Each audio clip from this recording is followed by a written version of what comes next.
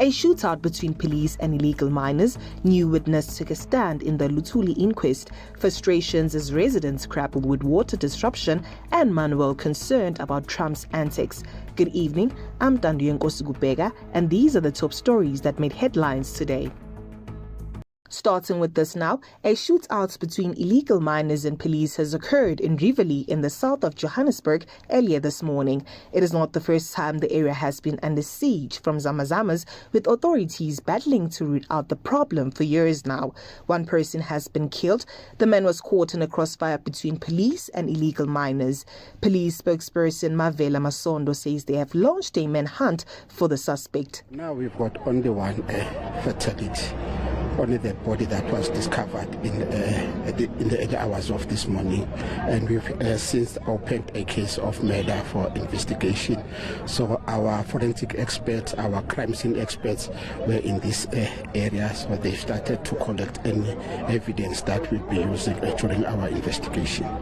The inquest into the 1967 death of Chief Albert Luthuli resumed in Pietermaritzburg High Court today. The court has heard that the former ANC leader was not killed in a train accident as claimed by the apartheid regime, but from being attacked and assaulted. A new witness in the Chief Albert Luthuli inquest has testified that her father witnessed white men assaulting the former ANC president. The apartheid government's claim that Luthuli was hit by a goods train in 1967 is in dispute. Whereupon nearing the area, he reportedly witnessed Chief Albert Luthuli being assaulted by a group of white men using a shovel. He mentioned that a goods train was stationary in the vicinity. Moving on to the story, residents of Rossittonville are pleading with drained water to give them water. They claim they've had none in their homes since November. This comes as others experience disruptions due to rainwater maintenance. Johannesburg Water has alerted residents to potential water supply interruptions because of rainwater's current maintenance work.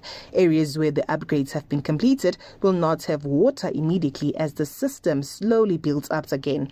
The maintenance program will continue in other areas well into the next month. The City of Johannesburg really needs to invest a lot of money into pipe replacement projects, because older suburbs like here in Rosettenville as well as Lynmeyer, the residents are regularly without water due to burst pipes.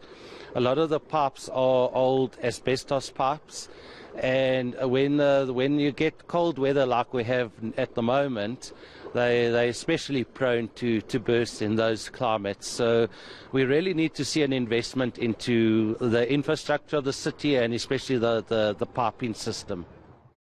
Finally, former Finance Minister Trevor Manuel has criticized U.S. President Donald Trump's governing style. Manuel says the Trump administration's policies, such as sweeping aid cuts and trade tariffs, will have long-lasting and severe ramifications for Africa. Manuel is chairing a panel working on proposals to address issues affecting Africa to be presented at the G20 meeting in November. I think that we should be a lot more concerned about the impact of these very capricious statements and decisions taken, as in the multiple executive orders that are signed. This is your eNCA Digital Daily Wrap. For more on these stories, visit eNCA.com and follow eNCA on X, Instagram, Facebook, TikTok, and YouTube for more of the day's stories. Keep the conversation going with us. Until tomorrow.